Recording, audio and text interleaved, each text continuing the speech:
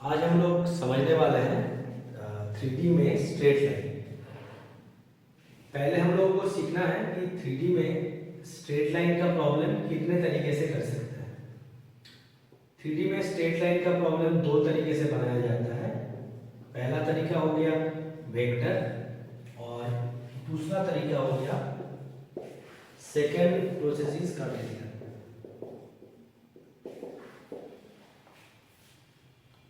हम लोग इन दोनों तरीके से बना सकते हैं।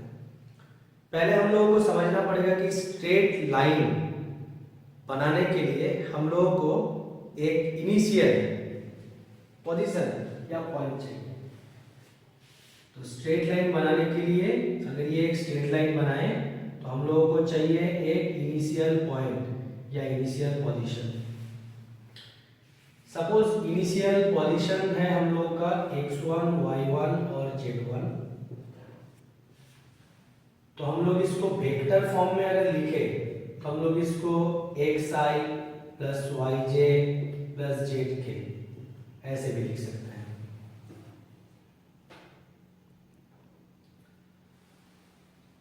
सिर्फ इनिशियल पोजीशन से हम लोग का स्ट्रेट लाइन नहीं बना सकते हैं, हम लोगों को डायरेक्शन भी चाहिए होता है।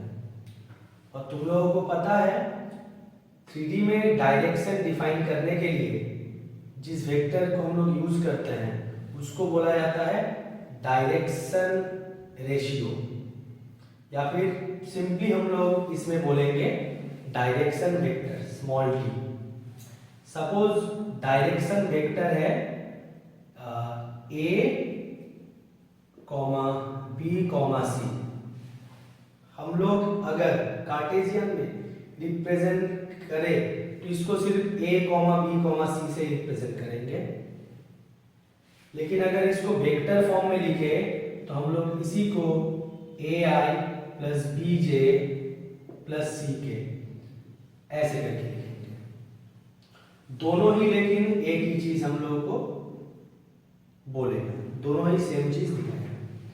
अब हम लोग सीखेंगे कि वेक्टर इक्वेशन लाइन का क्या होगा। एक लाइन का वेक्टर इक्वेशन होगा r equal to small p plus lambda p। अगर वेक्टर में करें तो इक्वेशन होगा small p plus lambda t।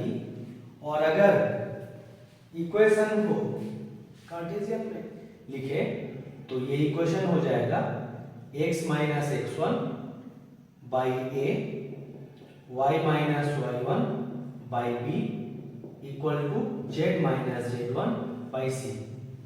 मैं दोबारा बताना चाहूंगा कि इसमें x1, y1, z1 ही हम लोग का इसमें स्मॉल p है और a, b, c डायरेक्शन है।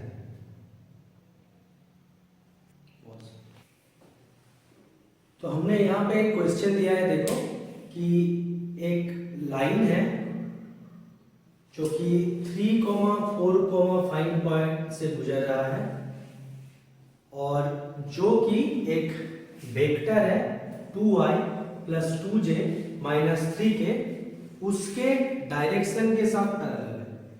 अभी हमको इसका इक्वेशन चाहिए लाइन का वेक्टर फॉर्म में as well as cartesian form में। ऐसा करने के लिए हम लोगों को क्वेश्चन को पहले एनालिसिस करना है। और हम लोगों ने अभी एक नियम सीखा, किसी भी लाइन का इक्वेशन बनाने के लिए हम लोगों को सिर्फ दो चीज का जरूरत है। एक क्या जरूरत है? इनिशियल पॉइंट,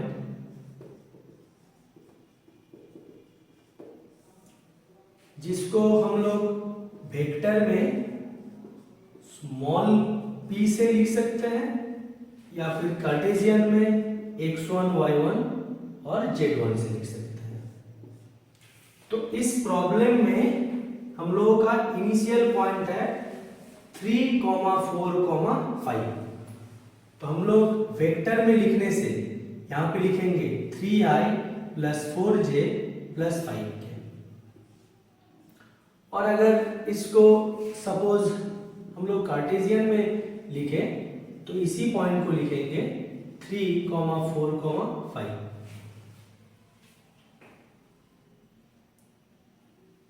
तो ये एक तो हो गया। दूसरा क्या निकालना है? डायरेक्शन वेक्टर निकालना है। देखो क्वेश्चन में बोला हुआ है कि ये जो लाइन है वो इस वेक्टर के साथ में, इस वेक्टर का डायरेक्शन में है। तो अच्छा, क्वेश्चन में वेक्टर देखो दिखाया हुआ है, वेक्टर है इसमें 2i + 2j - 3k। तो अगर हम लोग इसको वेक्टर नोटेशन में लिखें तो स्मॉल d लिखेंगे, और ये स्मॉल d कितना हो जाएगा? 2i + 2j - 3k। और अगर इसको कार्टेशियन फॉर्म में लिखें तो तुम लोगों को पता है इसको a, b, c ऐसे लिखना है। और इसमें देखो a कितना है? a है इसमें 2, b है इसमें 2 और c भी है इसमें -3। अब थर्ड स्टेप में हम लोगों को लाइन का इक्वेशन बनाना है। लाइन का इक्वेशन होता है r = small p + lambda t, vector notation में। इस प्रॉब्लम में स्मॉल p क्या है? 3i + 4j + 5k, और d क्या है? 2i + 2j - 3k। अगर इसी इक्वेशन को हम लोग कार्टेशियन फॉर्म में लिखे तो इक्वेशन को लिखते हैं x - x1/a = y - y1/b = z - z1/c। और तुम लोग यहाँ पे देख सकते हो x1 का वैल्यू है 3, y1 का 4, z1 का 5, और a का है 2, b का है 2 और c का है -3। अब सारा वैल्यूज बिठा दो। x - 3/2 = y - 4/2 = z - 5/-3। तो हमने ये जो लिखा ये वेक्टर इक्वेशन है, और ये जो लिखा ये कार्टेशियन इक्वेशन है। होपफुली सबको समझ आएगा। सेकेंड प्रॉब्लम में देखो कि हम लोग को एक लाइन का वेक्टर इक्वेशन निकालना है जो कि 2, -1 और 1 पॉइंट से जा रहा है, और जिसका डायरेक्शन है, मतलब जो पैरेलल है BC लाइन के साथ। इसमें B और C का कोऑर्डिनेट दिया हुआ है। पहले थोड़ा सा समझो कि हम लोग को इस लाइन का इक्वेशन निकालना है। ये लाइन A पॉइंट से जा रहा है, A का कोऑर्डिनेट है 2, -1, 1, और इस लाइन का डायरेक्शन है BC। एक लाइन है BC लाइन के पैरेलल, जहां पे B दिया हुआ है -1, 4 और 1, और C दिया हुआ है 1, 2 और 2। तो इस प्रॉब्लम को अगर अच्छे से एनालाइज करें तो हम लोगों को पहले स्टेप में, स्टार्टिंग में स्मॉल p निकालना है। स्मॉल p मतलब है इनिशियल पॉइंट। तो तुम लोगों को समझ में आ रहा होगा कि इनिशियल पॉइंट है इसका 2, -1, 1। ये कार्टेशियन नोटेशन में, और वेक्टर नोटेशन में इसी को लिखे तो 2i - j + k।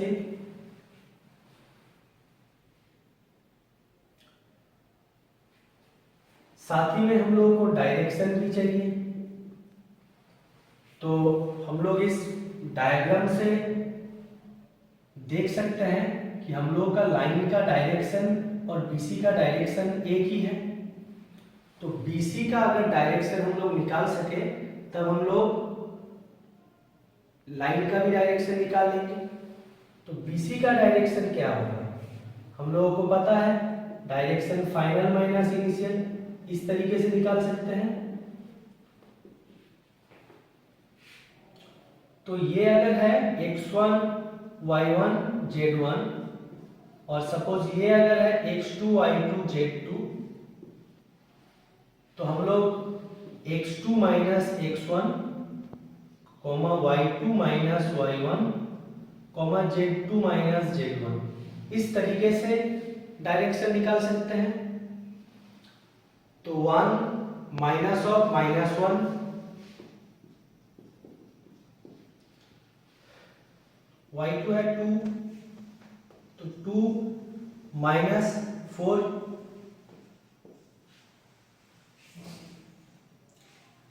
z2 is also 2, तो 2 माइनस 1, तो ये हो गया हम लोग का 2 माइनस 2 1, मतलब हम लोगों ने A, B और C का वैल्यू निकाल लिया। अब तुम लोगों को पता है, इसको अगर वेक्टर नोटेशन में लिखा है तो इसी को लिख देंगे 2i minus 2j plus k। तो अब तुम लोगों को समझ में आया होगा कि हम लोगों ने स्मॉल p मतलब और स्मॉल d निकाल चुका है। तो अब हम लोगों को लाइन का इक्वेशन निकालना है। पहले हम लोग वेक्टर फॉर्म में निकालते हैं। वेक्टर फॉर्म में लाइन का इक्वेशन होगा r equal to small p plus lambda d, that is 2i minus j plus k plus lambda 2i minus 2j plus k। ये वेक्टर फॉर्म में हम लोगों ने निकाला। और अगर कार्टेशियन फॉर्म में निकालें तो वो भी तुमको पता है, x minus x1 by A equal to y minus y1 by B equal to z minus z1 by C. इसमें x1 y1 z1 small p से मिलेगा। इस चीज को ध्यान रखना है कि इसका x1 y1 और z1 ही हम लोग का इनिशियल पॉइंट है।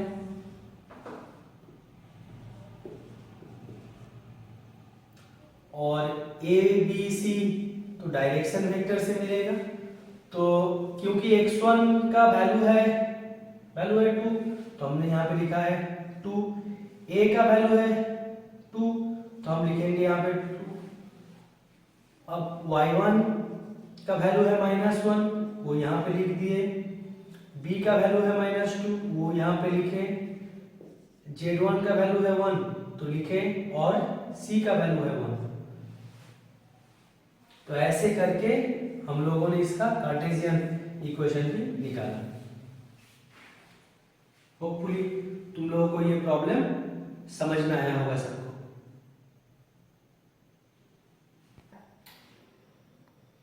अब हम लोग थर्ड प्रॉब्लम पे आ गए हैं। इसमें देखो एक लाइन का कार्टेशियन इक्वेशन दिया हुआ है 6x minus 2 equals 3y plus 1 equals to 2z minus 2। बोला है कि डायरेक्शन रेशियो निकाल लें इस लाइन का, फर्स्ट पार्ट में। दूसरा पार्ट में बोला है कि और एक लाइन का इक्वेशन निकालना है जो इस लाइन के साथ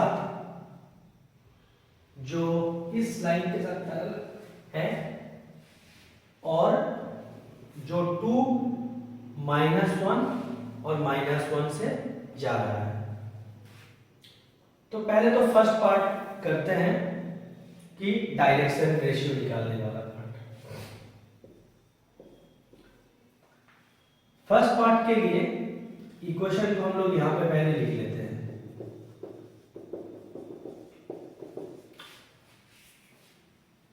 देखो ये इक्वेशन स्टैंडर्ड फॉर्म में नहीं है, क्यों? स्टैंडर्ड फॉर्म है x minus x1 by A y minus y1 by B equals z minus z1 by C. तो स्टैंडर्ड फॉर्म होता क्या है? स्टैंडर्ड फॉर्म में x, y और z में के साथ कोई नंबर नहीं रहेगा, वो लोग अकेले रहेगा। यहाँ पे x के साथ 6 है, y के साथ में 3 है और z के साथ में 2 है। तो सबसे पहले हम लोग इससे 6 बाहर निकालते हैं। तो समझ सकते हो ये ऐसा हो जाएगा 6 into x 6x, 6 into 1/3 is 2। यहाँ से 3 कॉमन ले लेते हैं, y plus 1/3 और यहाँ से 2 कॉमन ले लेते हैं तो z minus 1। अब हम लोग 6, 3 और 2 इसका एलसीएम से इसको डिवाइड कर देंगे। हम लोगों को पता है 6, 3 और 2 का एलसीएम 6 होता है, तो 6 से डिवाइड कर देंगे। तो ये हो जाएगा x minus 1/3 by 1, y plus 1/3 by 2 and z minus 1 by 3। अब स्टैंडर्ड इक्वेशन के साथ कंपेयर करके देख सकते हो कि इसमें a 1 है, b 2 है और c 3 है।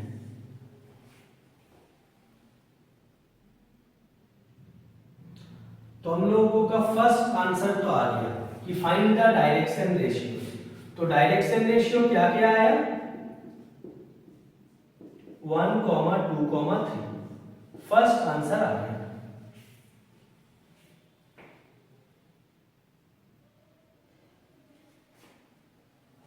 होपफुली समझ में आया।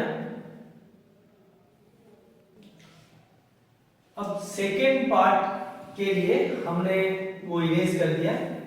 अब सेकेंड पार्ट के लिए हम लोगों को देखना है कि हमको एक लाइन का इक्वेशन बनाना है जो कि कार्टेशियन में भी और वेक्टर में भी। ऐसा लाइन का इक्वेशन बनाना है जो ये ओल्ड लाइन का डायरेक्शन में ही जा रहा था। मान लो ओल्ड लाइन इधर जा रहा था, न्यू लाइन भी इधर ही जाएगा। इसमें बोला हुआ है कि न्यू लाइन 2, -1 और -1 से गुजर रहा है। तो हम लोग बोल सकते हैं स्मॉल p इसका 2, -1 और -1 होगा। ये तो कार्टेशियन फॉर्म में है। वेक्टर में 2i - j - k होगा। अब ओल्ड लाइन का डायरेक्शन वेक्टर हम लोगों ने निकाल लिया था जो कि था 1, 2, 3। तो न्यू लाइन का भी डायरेक्शन वही होगा 1, 2, 3 और इसी को वेक्टर में लिखने से i + 2j + 3k। तो अगर ओल्ड लाइन का अगर न्यू लाइन का कार्टेशियन इक्वेशन लिखें तो ये हो जाएगा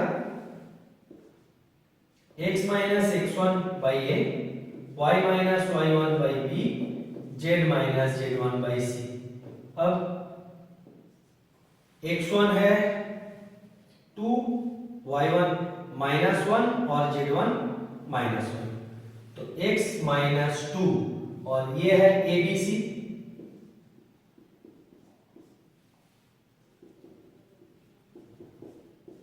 वैल्यू सब्स्टिट्यूट करने से x - 2 by 1, y + 1 by 2, z + 1 by 3।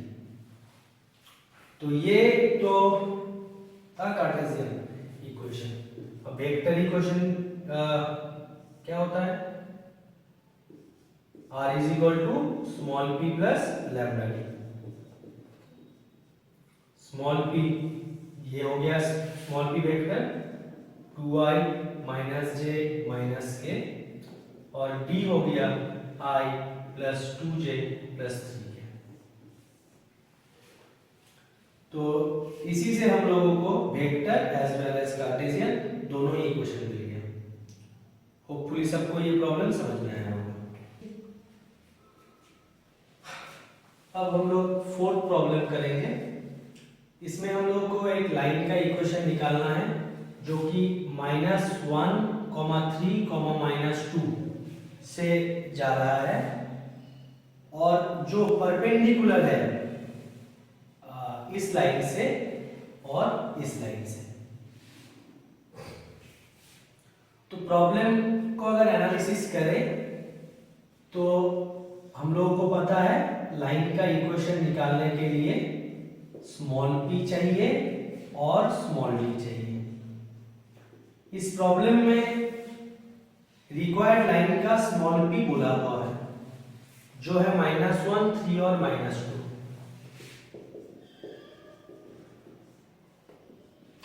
Direction हम लोगों को पता नहीं है तो हम लोग इसको a, b और c मान लेते हैं।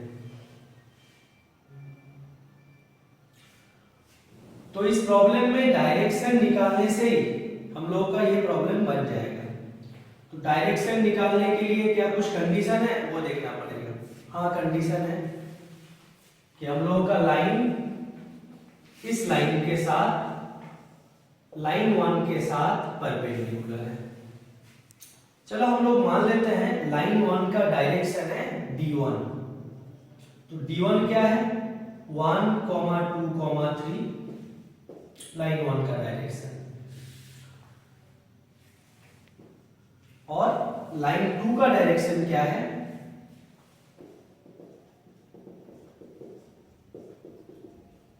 -3, 2, 5। ये लाइन 2 का डायरेक्शन है। अब according to condition our line is perpendicular to the first line, that is d dot d1 is equal to 0। तो d dot d1 इसका और इसका डॉट प्रोडक्ट लेना है। वेक्टर नोटेशन में लिखे तो ये ai bj ck और ये i plus 2j plus 3k। Dot product a into 1 a, b into 2 is 2b, c into 3 is 3c is equal to 0। ये हम लोगों का फर्स्ट इक्वेशन है।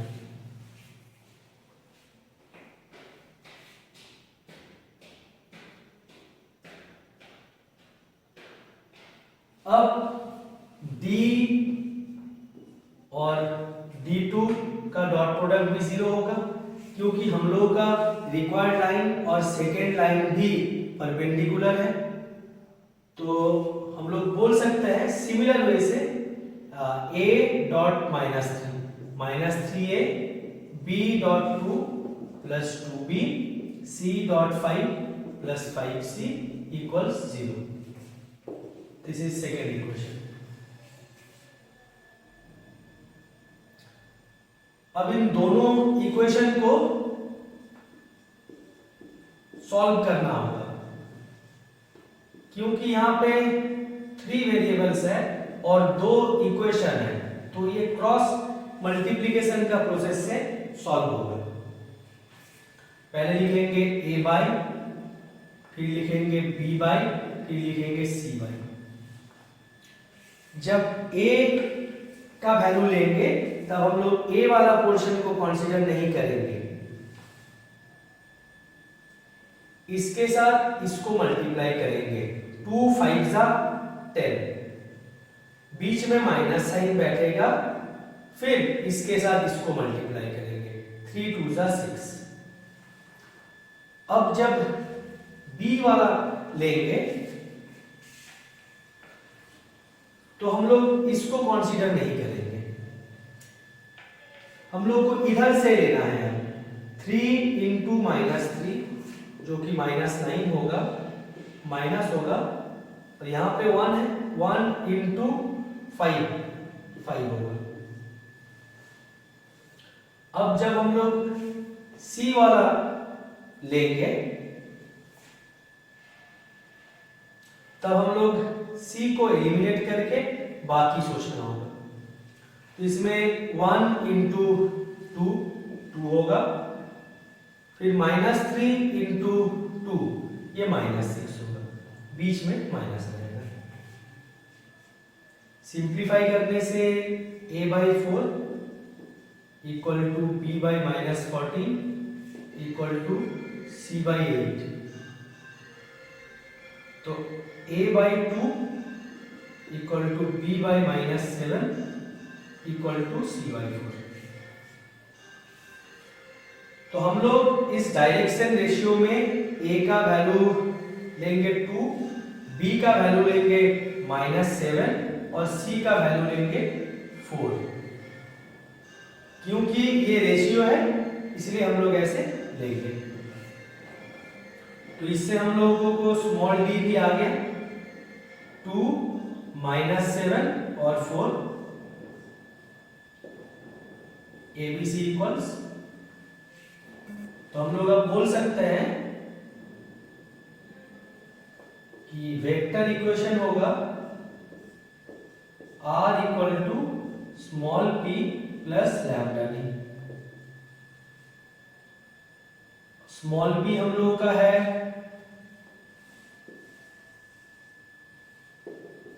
-i plus 3j -2k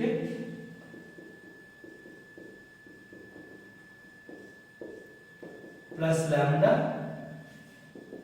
2i -7j plus 4k, ये direction vector. तो 2i -7j plus 4k, ये हो गया वेक्टर इक्वेशन। अब इसका कार्टेशियन इक्वेशन अगर लिखे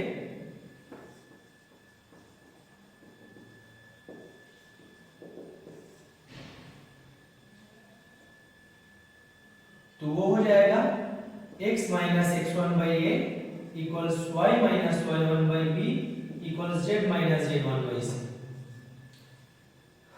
दैट इज ये x1 y1 z1 small b से मिलता है, तो x प्लस 1 a, ये a है 2, y माइनस y1 मतलब y माइनस 3,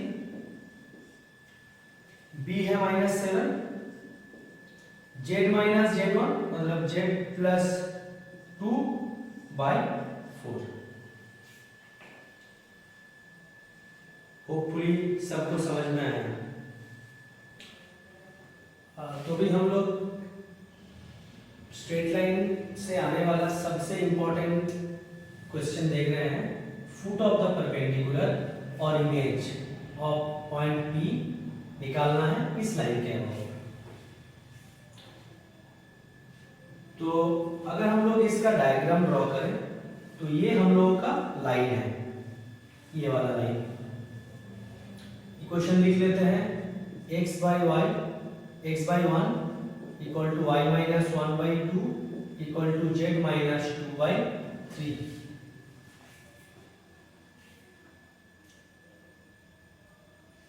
अब इस लाइन के रिस्पेक्ट में इस पॉइंट से 163 पॉइंट से हम लोगों को एक परपेंडिकुलर ड्रॉ करेंगे, ये परपेंडिकुलर n, ये पॉइंट निकालना है और इसका जरूर एक इमेज प्रोड्यूस होगा, P डैश मानते हैं, तो ये पॉइंट निकालना है। ये वाला पॉइंट इमेज है और ये वाला पॉइंट है foot of perpendicular.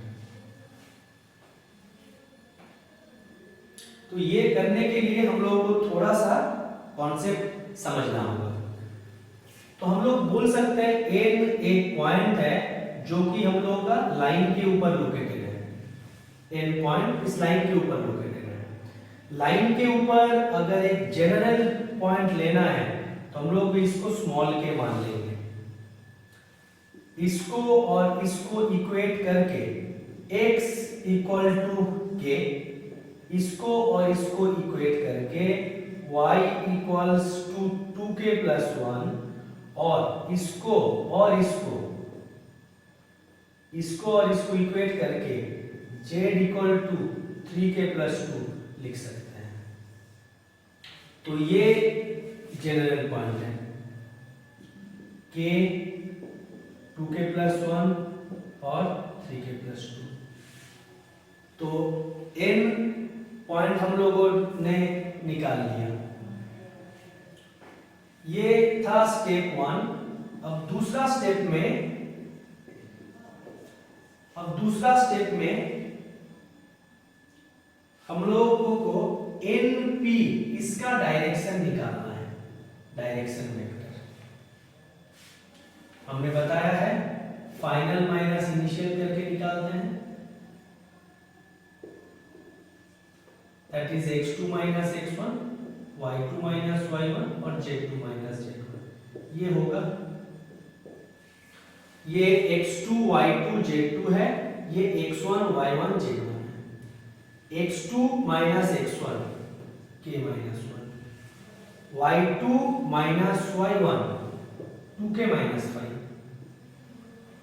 2k plus 1 से 6 माइनस करने से 2k माइनस 5 होता है। z2 minus z1, z2 minus z1 3k minus 1। तो ये NP का डायरेक्शन रेशियो हम लोगों ने निकाला। अब इस लाइन का डायरेक्शन रेशियो हम लोगों को देखना होगा। लाइन का डायरेक्शन रेशियो क्वेश्चन में दिया हुआ है, 1, 2 और 3 है।